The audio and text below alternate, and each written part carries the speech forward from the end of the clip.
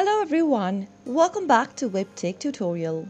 In today's video, I'll be guiding you through how to add a payment method on your Mint account. If you are looking for a way to add a payment method on Mint, then the process is quite straightforward. So let's go ahead and continue doing it right away. Launch open a web browser and type in mint.intuit.com in the URL box. Once you end up in this page, click the sign in button at the top right hand corner and follow the on-screen prompts to log into your account. After you are signed into your mint.com account, you'll be able to see this interface. From the main homepage, click on the Intuit account button at the bottom left-hand corner. Now, from the left-hand side menu, click on Payment Methods. If you've not added any payment methods yet in your account, go ahead and click on this Add Payment Method. Now, select your country from the top of the screen and then select if you are trying to add a credit or a debit card